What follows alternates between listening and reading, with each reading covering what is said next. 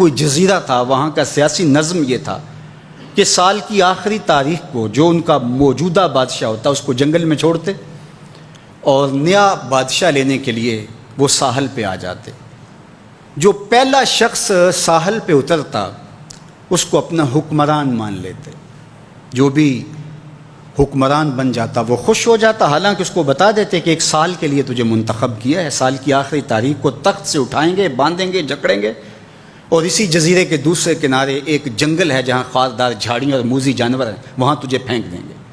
وہ بھول جاتا، کہتا دیکھی جائے گی، اور سال کی آخری تاریخ جب وہ رسیاں اور زنجیریں لے کے آتے تو وہ پریشان ہو جاتا کہ آنکھ جھپکنے میں سال گزر گیا، پتہ ہی نہیں چلا۔ پھر روتا ہوا چیختا ہوا اس جنگل میں جاتا اور لوگ اس کو چھوڑ کے آ جاتے اور درندوں کا رزق بن جاتا، اور جو بھی آتا اس نے کبھی انکار نہیں کیا تھا۔ پہلی بار ایسا ہوا کہ جس شخص کو انہوں نے ہار ڈالے، گارڈ آف آنر دیا، تعظیم تکریم دی، سیلوٹ کیا، اس نے کہا یہ سب کیا ہے؟ کہا کہ آج کے بعد تو ہمارا حکمران ہے۔ کہا میں تو امور سلطنت نہیں جانتا، میں تو تاجر آدمی ہوں، چیزیں بیچنے آیا ہوں۔ کہا کہ ہمارا اصول یہی ہے کہ سال کی پہلی تاریخ کو پہلا شخص جو جزیرے پہ قدم رکھتا ہے وہ ہمارا حکمران ہوتا ہے۔ اس نے کہا میں تو امور سلطنت کو نہیں جانتا، تو یہ کس طرح ذمہ داری قبول کر سکتا ہوں؟ انہوں نے کہا کہ تمہیں کرنا ہوگی، اس کے علاوہ کوئی راستہ نہیں ہے، ہمارا یہ قانون ہے، ضابطہ ہے، اور یہ بھی بتا دیں کہ سال کی آخری تاریخ کو تجھے اسی جنگل کے دوسرے کنارے چھوڑ آئیں گے جہاں موذی جانوروں کا رین بسیرا ہے۔ تو اس نے کہا اگر انجام اتنا دردناک اور خطرناک ہے پھر تو میں بالکل جانے کے لیے تیار نہیں ہوں۔ تو انہوں نے کہا تو چاہے نہ چاہے باندھ کے بھی تخت پہ بٹھانا پڑا تمہیں بٹھائیں گے۔ اس نے کہا اچھا مجھے یہ بتاؤ کہ سال بعد میری بات مانو گے یا نہیں؟ انہوں نے کہا کہ ہاں، قانون میں تو ترمیم نہیں کر پائے گا، لیکن یہ ہوگا کہ تیرے انتظامی حکم ہم ماننے پہ مجبور ہوں گے۔ اس نے کہا ٹھیک ہے، میں تمہارا حکمران بننے کے لیے تیار ہوں۔ رومی بولتے ہیں کہ جب بھی کوئی شخص تخت نشین ہوتا تو وہ بھول جاتا کہ میرے 7 سال کی آخری تاریخ میں کیا ہونے والا ہے۔ وہ عیش و عشرت کرتا اور یوں وقت گزارتا، سال کی آخری تاریخ آنکھ جھپکنے میں آ جاتی۔ لیکن یہ پہلا شخص تھا، تخت نشین ہوتے اس نے پہلا حکم نامہ جاری یہ کیا کہ کمانڈوز بلائے جائیں۔ بلائے گئے، کہا اس جنگل میں چلے جاؤ جہاں تم بادشاہوں کو پھینک کے آتے ہو، اور وہاں کے موذی جانور کاٹ ڈالو۔ پھر بلدیہ کے ملازمین بلائے، کہا جاؤ جا کے وہاں کی جھاڑیاں کاٹو۔ پھر معمار بلائے، کہا جا کے وہاں محل تیار کرو۔ کچھ لوگوں کو بلایا، کہا جا کے وہاں پھول لگاؤ، پھلدار درخت لگاؤ، سایہ دار شجر لگاؤ۔ پوری حکومتی مشینری اس جنگل کو کٹوانے، وہاں کے موذی جانور قتل کروانے، اور وہاں خوبصورت محل بنوانے، کنویں کھدوانے اور پھلدار درخت لگوانے میں صرف کر دی۔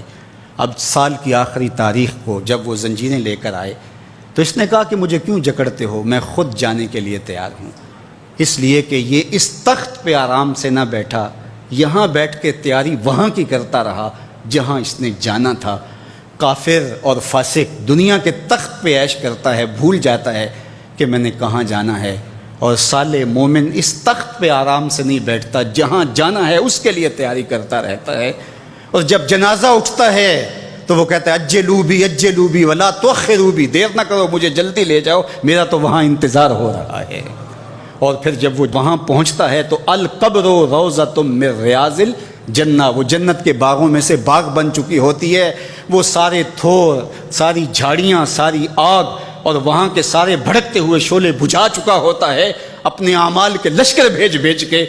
ہم نے دیکھنا ہے کہ ہم یہاں آخرت کے لیے کچھ بھیج رہے ہیں کہ یہیں سب کچھ لٹا رہے ہیں۔